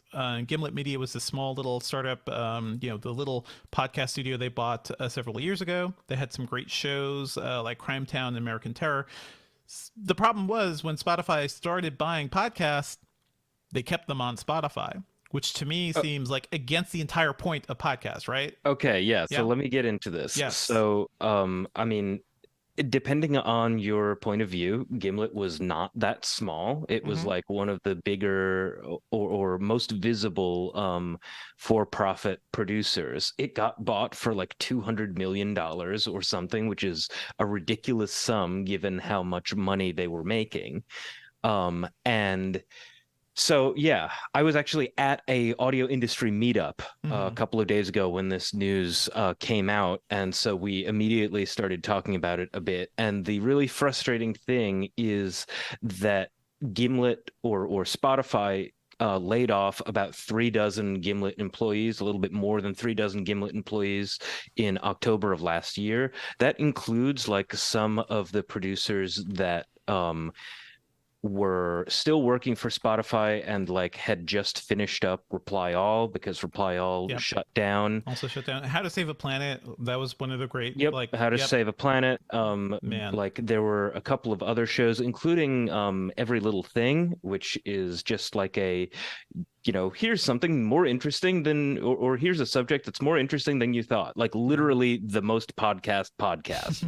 But apparently they were doing pretty well. Ad sales were doing pretty well, but it went behind the paywall and it just disappeared. Not quite a paywall. I want to be clear too, because we have. Oh yes. Oh yes. Okay. Not a paywall. No, that was that was a problem. Wall. Yes, that was a problem with the article. Also, it went behind. It went Spotify exclusive, and it was really difficult for people to find. Even with the free Spotify stuff, you could still hear some of these, but you can't just have it in your podcast app. That's yes. I apologize for making that mistake. Yep. So, when Spotify started taking some of the Gimlet shows, Spotify exclusive, producers said, and this is not like privileged information, this is stuff that has been talked about in Vulture to Nick Qua at Hot Pod and other industry watchers, that downloads listenership went down pretty precipitously. And the folks, especially at the show How to Save a Planet, were really like frustrated that they weren't given the promotion that they were said that they would be given. So like new people on Spotify just wouldn't be able to find the show, even if Spotify they were spent a really crap ton interested for like Joe Rogan and stuff, and like kept defending him, even though people were straight up protesting his existence on their platform, but never really gave Gimlet like enough promotion, I'd say. Yeah. I mean, yeah, I don't know if they gave anything. Yeah, any of the Gimlet shows the promotion that they really wanted, so I'm saying that this is like part of a bigger problem. Like once a lot of the Spotify shows went behind Gimlet or went Gimlet exclusive, they disappeared. They disappeared from criticism also, which is like really important for finding new listeners. I made a note that I had a little Twitter conversation, RIP, that usable version of Twitter, with Peter Kafka from Recode. And he was talking about, which shows were going to go Spotify exclusive around the time when this was starting in late 2018 or early 2019. And I noted to him, like, hey, did you know, like, Crimetown has this whole other season? Like, Crimetown was pretty popular. It was by the creators of the Jinx. Like, it was a pretty big deal. I remember Crimetown. Yeah, they did have another season. Yeah, they did have another season, and nobody ever heard about it because it was behind. It was Spotify exclusive. It's so, I mean, we gotta go back to like the nature of the internet here, but I think the joy of podcasts, right, is podcasts are born from the invention of RSS, and RSS was just like, hey, here's a feed of stuff. I'm just gonna put bring it to your face. You don't have to go browse individual sites. Like you put your stuff in a feed reader and stuff comes to you. And podcasts were born out of that. Like just like let's deliver some content right to you. If you break that format, then you're not a podcast anymore. You're just like you're a Spotify radio show. And I don't know if anybody really cares about that. So that's like they're not podcasts if they're not. Can we RSS hold anymore. for? Yeah. Can we hold for 1 second? I'm getting a buzz from downstairs. Okay, I'm gonna move on, Ben. Yep. Let's move on. Ben is gonna roll on to his other thing. So I'm going to close this segment and we're just going to go into AI updates. Let me just see here. Was there anything else on the Spotify side? When did the AI update thing happen, by the way? I feel like it's been a while. It's like Okay, sorry about that. It's okay. I'm gonna wrap this segment, okay, Ben? Because we're Yeah, running I out. have Excellent. one more little Yep. thing to talk about. So yeah, we're talking about how Joe Rogan called her daddy, and like everything goes with Emma Chamberlain. Those big Spotify exclusives are going to stay Spotify exclusives. But one of the things that I think we should be aware of is, just like with Netflix, you can have the glitzy exclusive programming, all the glitzy exclusive programming that you want, but whether or not it's doing really well for your platform is hard to tell because they're not releasing any internal metrics. It's So like, I mean, they try to save money where they can. Yeah. Anyway, I'm glad these podcasts are expanding. I feel like it's too late, especially if you've laid off some of your great staff. You know, like this. I don't know. I don't know if they're going to learn anything from this, and I wish people who buy podcast studios treat them like podcasts. Like that's the main thing. Like let them live on RSS. Try to monetize Absolutely. in other ways. Like that's the whole point of podcasting, is to have it be open to RSS and other feed readers. So that's my thing. Let's move on to AI updates real quick. You guys probably may have heard this AI generated song that hit. It is a fake Drake and The Weeknd collaboration called "Hard on My Sleeve," which went viral. Sounds surprisingly good, which is the weird thing to say, both as a song lyrically and just like the actual AI voices and everything. And within short order, Universal, I believe, started just like pushing to take it down. So it was on Spotify, it was on YouTube, and all over the place. They've been pushing takedowns all over the place. So it's no longer on Spotify. It's not easy to find. It's easy to find on YouTube. It keeps yeah, popping you up in different can channels. find it if you look. We found it on SoundCloud. Listen, take a second. Let's hear a short clip from this. Just take a second to hear this clip. Sorry, video folks, that's not going to be here because YouTube will not allow that. We'll put a little bit in the audio version, and just go search for it if you want to go see that. Okay. What's unique here is that the song sounds pretty good. I feel like this is the first example we've seen of a completely artificially made song, basically using the voices and styles of existing artists. And it's interesting to see how Universal is responding to this too. There was a quote here. Let me see here. A UMG spokesman told Billboard, "The training of generative AI using our artists' music, which represents both a breach of our agreements and a violation of copyright law, as well as the availability of infringing content created with generative AI on DSPs, begs the question as to which side of history all stakeholders in the music ecosystem want to be on. The side of artists, fans, and human creative expression, or on the side of deep fakes, fraud, and denying artists their due compensation." I feel like this is going to be the industry stance moving forward. Sherlyn, like you are somebody who sings. You're somebody who knows about the voice side of things, and you pay attention to music. Like, how do you feel about this? Have you heard the song yet?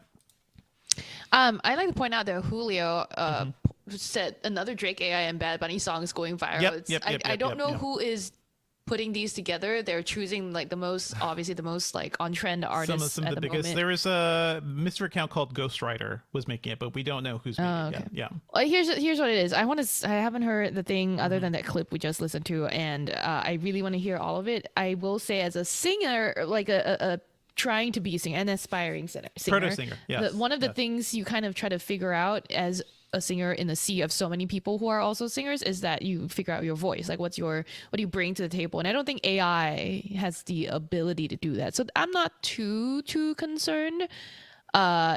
I'm more concerned for like songwriters, melody writers, because like people who, if you learn theory of music, it's all very mathematical, and that's what AI can do very well. It can generate endless combinations or permutations of notes and harmonies, and that's what you need to come up with a new banger. Who knows? It's scary. Julio's also pointing out there's a Michael Jackson AI voice singing a Weeknd song. He says it slaps. Awesome.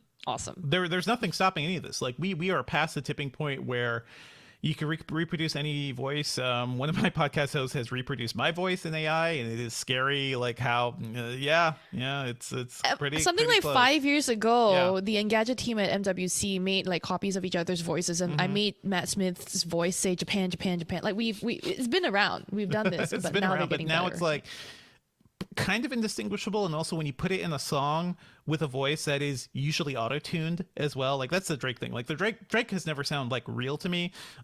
This sounds like auto-tuned Drake. Let's kind So of think. I was about to ask because I feel like an auto-tuned voice is a lot easier for an AI to Yes, recreate. So maybe this like pushes the industries to stop using auto-tune or use auto-tune That's less. never gonna It's happen. like no, maybe that will that's a never win for happen. us. No, We're done. Auto-tune and Yeah. Melodyne is absolutely here to stay. Yeah, it's here to But stay.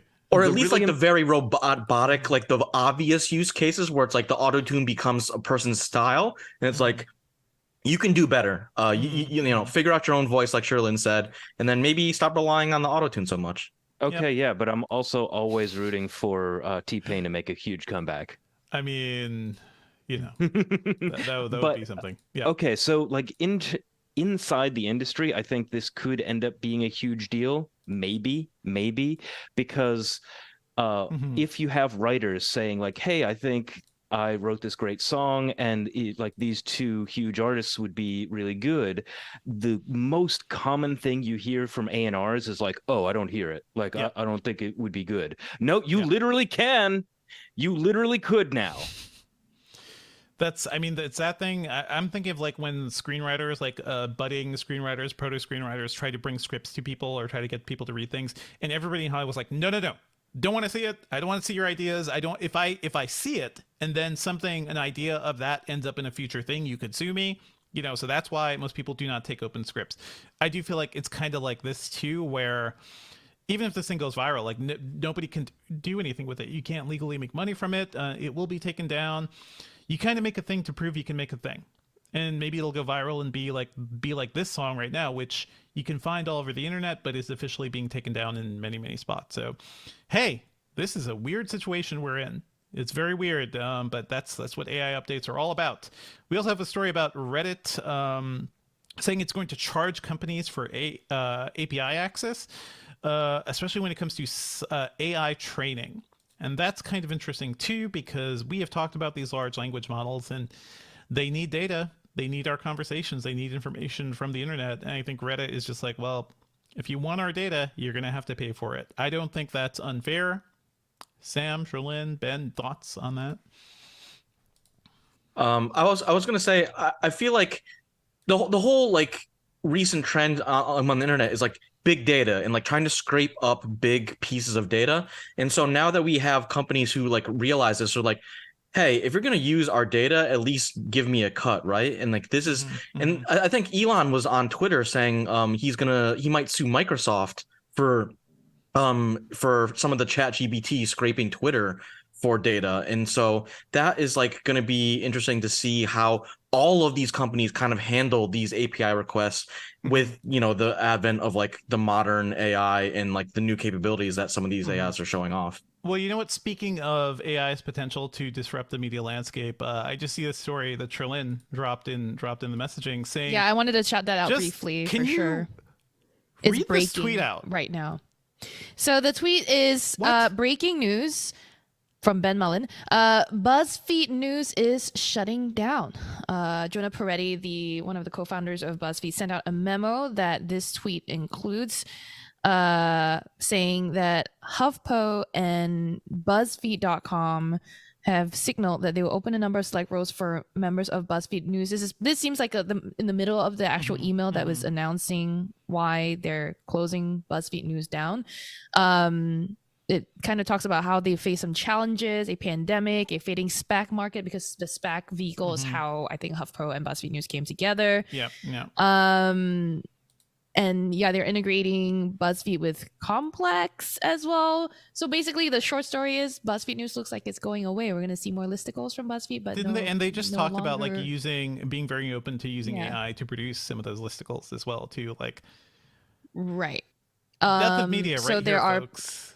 Yeah. Yeah, there's a lot of AI, but I don't know that AI is necessarily taking over jobs actively in this. Well, I it just doesn't. think It doesn't have to BuzzFeed, take it over. It just has to kill the jobs. yeah, Like kill the everybody jobs. working at I think BuzzFeed that News. Yeah. BuzzFeed, its news division has always Yeah. been kind of like, the angle. It's kind of been going all over the place. It was not a very focused angle. It was But not. They they've just kind of like. they've done good reporting. Like they were sourced all over have. the place. Yeah. That's what's sad. Yeah. They But won a Pulitzer. Mm-hmm. Yeah. anyway, and I think I'm concerned about what's going to happen to HuffPost in this. I don't know that we see a lot of details here. I'm concerned so about like all the news pubs there.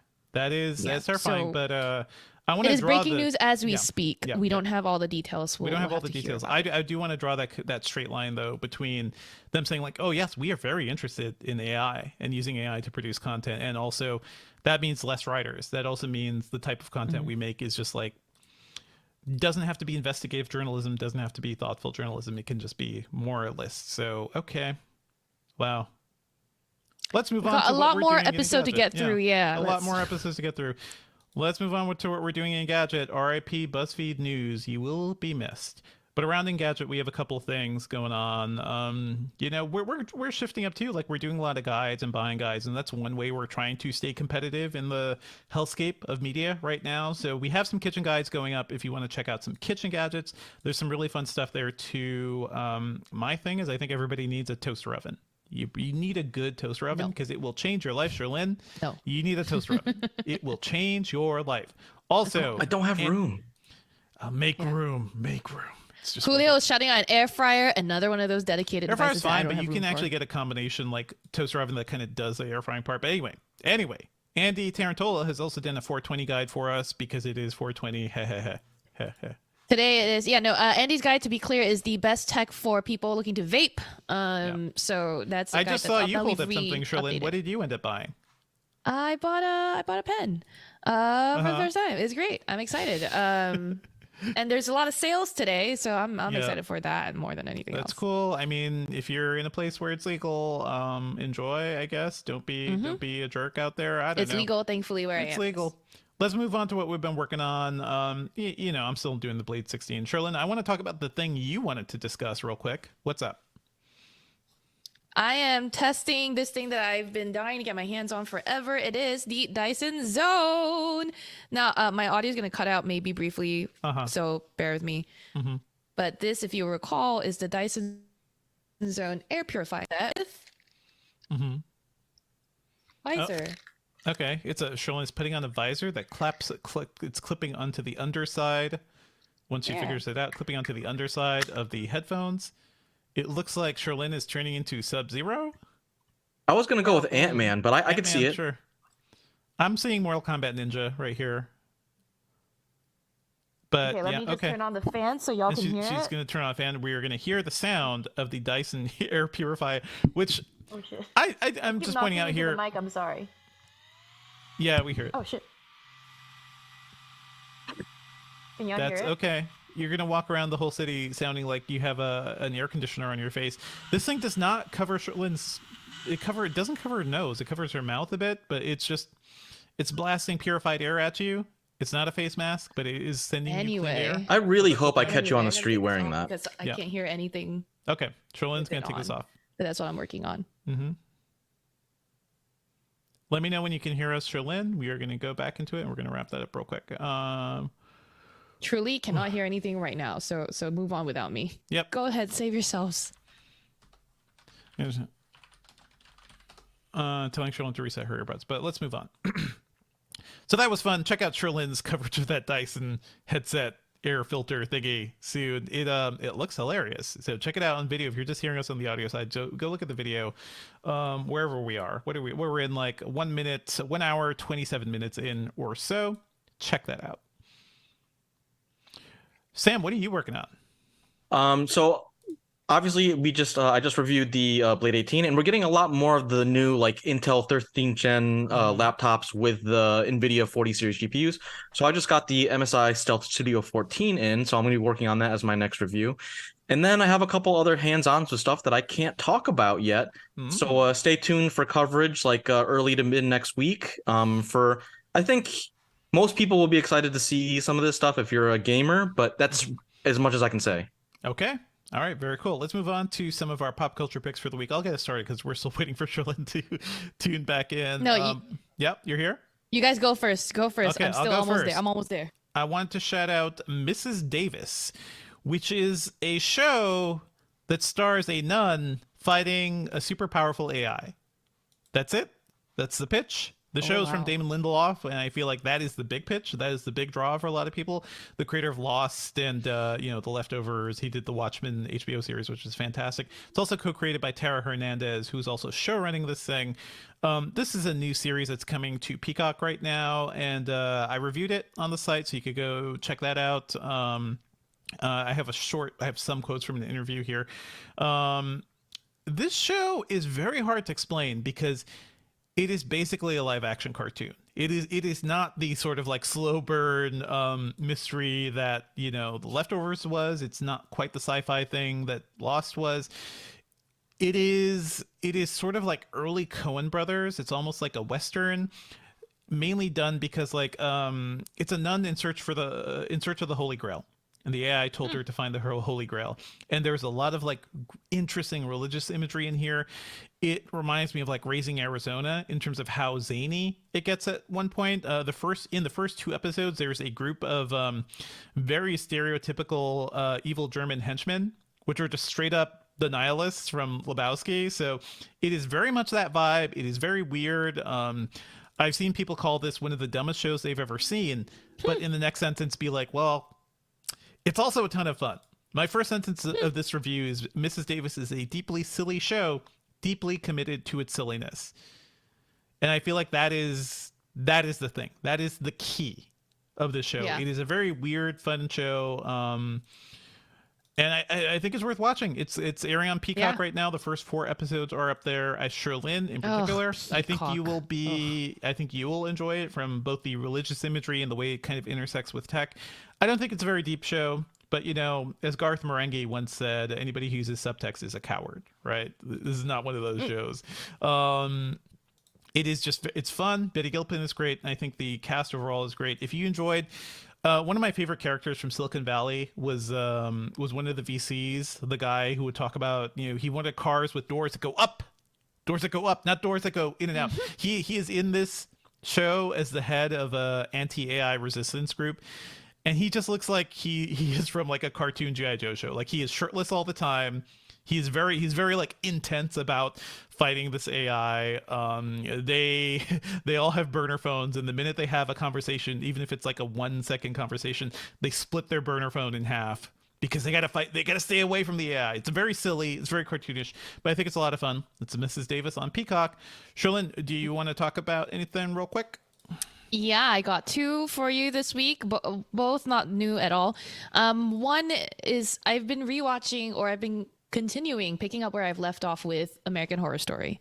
And I was fortunate enough that after watching 5 seasons up until Hotel, which is where I started to feel a little like the series was getting a little slow, I picked it right back up at Roanoke. And Roanoke's actually, I think, one of the strongest seasons of the entire franchise. It's filmed reality TV meets Blair Witch meets just a bunch of the style of the storytelling here is very different, and it's good horror. It's good it's very interesting lore as well. I think anyone who's heard of Roanoke, that story, will be sort of familiar with what to expect here. So if you want to check it out, go.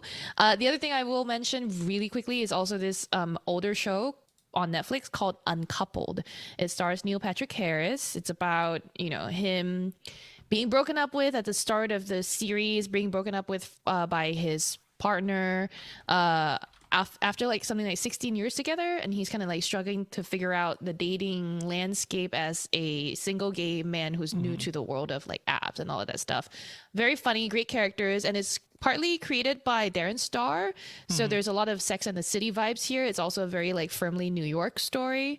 So I enjoyed that kind of and so yeah, I'm giving you. Have you seen a Fleischman yet, Sherlyn? Fleischman's in Trouble. Nope, not at all. Okay. First I'm hearing of this. I think I mentioned it a while back. I forget if I mentioned it here, but it's also maybe very I good. wasn't If there. you're looking for a good New York story. Yeah. So anyway, two sides of the spectrum for you, right? Intense horror on one end and very lighthearted, mind-numbing stuff on the other. Pick your poison.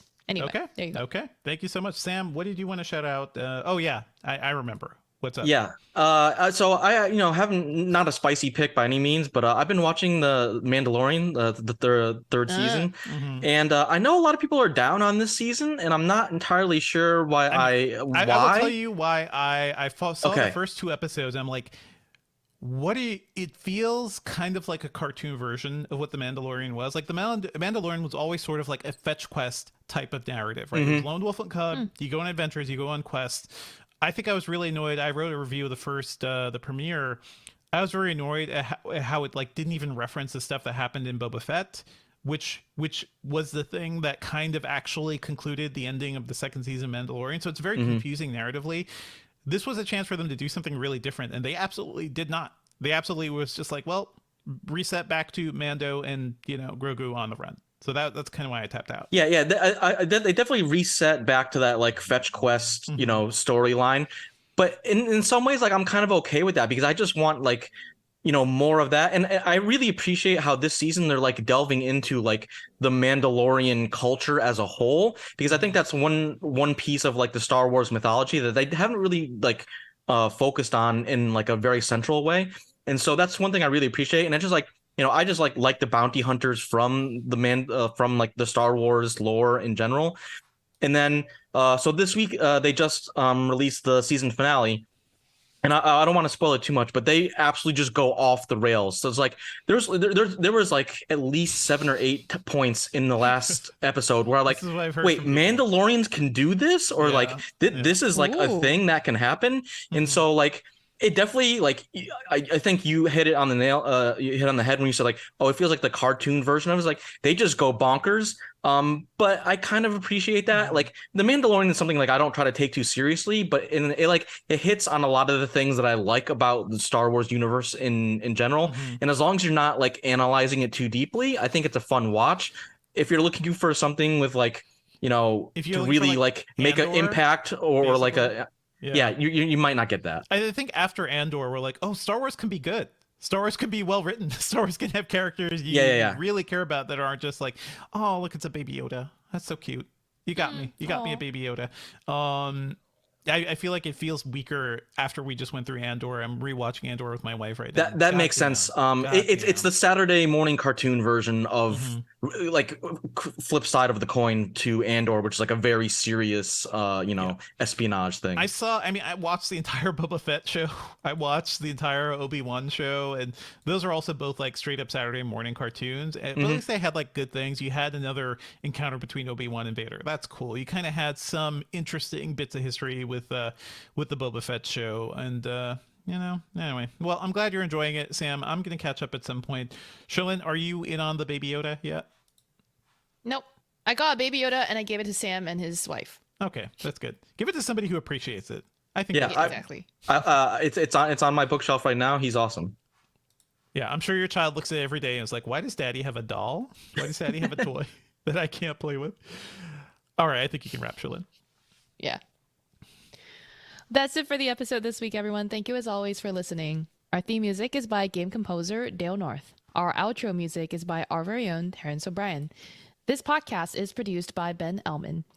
You can find Devindra online at Devindra on Twitter. I'm at Devindra at Mastodon.social on the Elephant site, and I'm reviewing movies and TV at the Filmcast at thefilmcast.com. We just did our summer movie wager, so go check that out. That's a fun competition.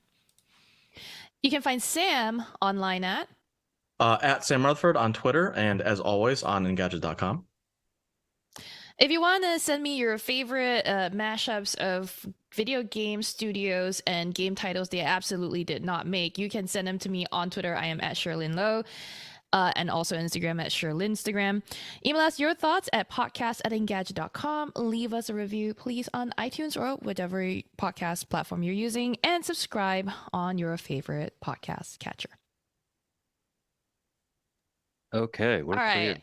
Don't know if we have enough time to chat with audience today. Yeah, Julio, do you have to jet anytime soon, or can we chat for a bit? I'm fine. Let's talk a little bit. Sure.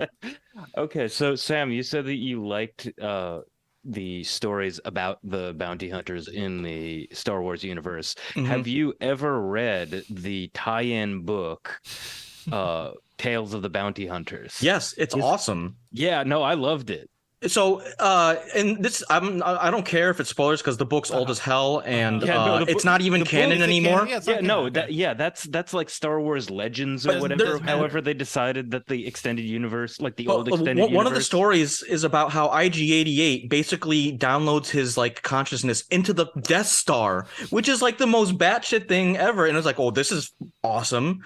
Yep. So yeah, I don't care about realism in my bounty hunter stories. Yeah. I'm there for the sparks and the silliness. We didn't It's mention. also really What's It's that? also really funny how they only like they do stories about the assembled bounty hunters in I think like A New Hope or something, and you Yeah, only it's see the these one shot, and I people think it's in once. Empire. Yeah. Oh yeah, okay. It's Empire, and it's like Dangar and Bosk and Forlom and Zuckuss, like people that you did not hear about other than Boba Fett. Like I'm Boba just Fett gonna have ended to up having say- a life of his own. Nerds. We got some nerds on here today. God Yep, damn. exactly. Let's God talk damn. about some things that the audience has been talking I mean, about. this is the audience too. Oh, wait, can I hit this I know. question real quick? Yeah, go Yes, ahead. please. I want you to hit the. Can we? If Yeah. I don't know if our episode, the audio one is too long. If we can include this in the audio one, great. Anyway, we got a question from Luke, Yep. one of our live stream team members. Let me pose this question to you, Devendra, because I think you're the expert here, and Sam probably can help too. Luke recently moved and is shopping for a bedroom TV.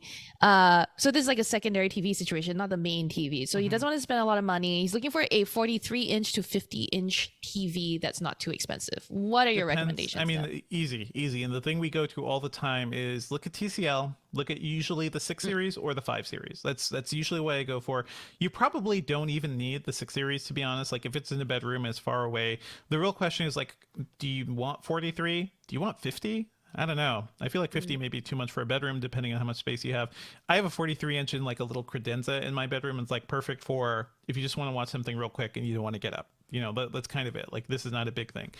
Any of the TCL Roku TVs I think would be good.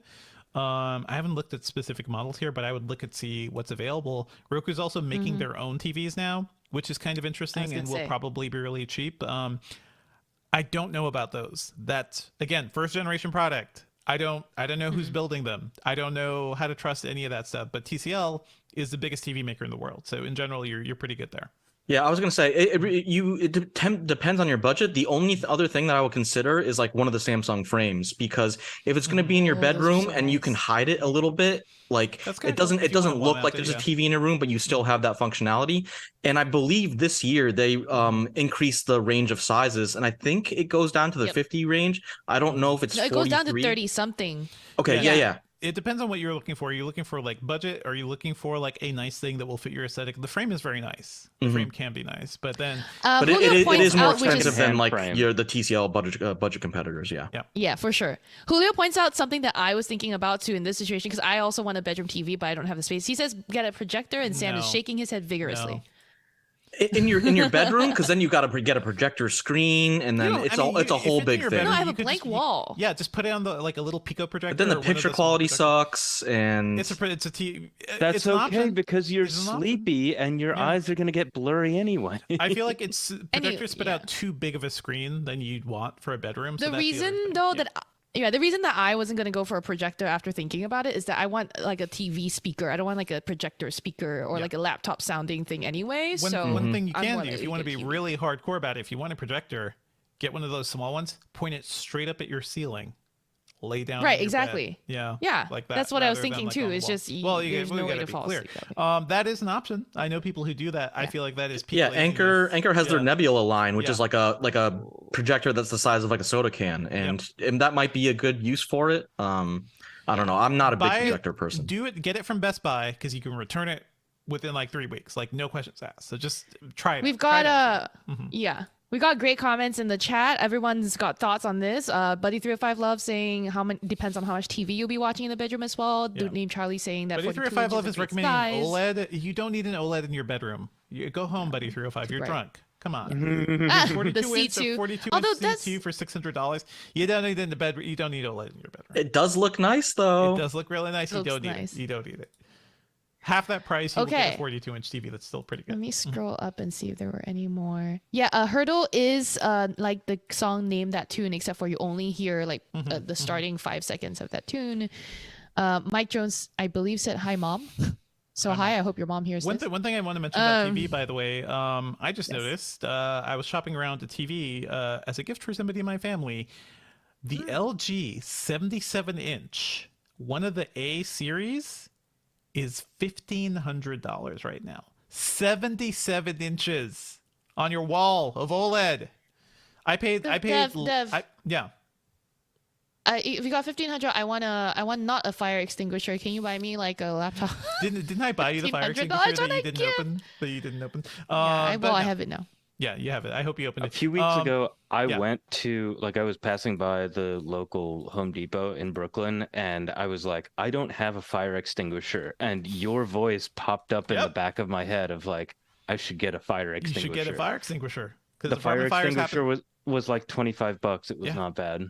This is all good. Look at the instructions. Look at how to use it. I'm just pointing this out because that is insane to me. A 77-inch OLED. Yeah. I paid $1,800 or Crazy. $1,900 3 or 4 years ago for a 55-inch LG. So if you're looking for a new TV, look at that one. Please check out Slick Deals. It's up there.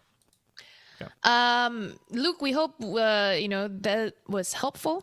If you have more questions, Probably send them not. to us at podcast@engadget.com. He's Luke just at the even more 77-inch confused now. OLED. Luke at the OLED. Just do that. Yeah.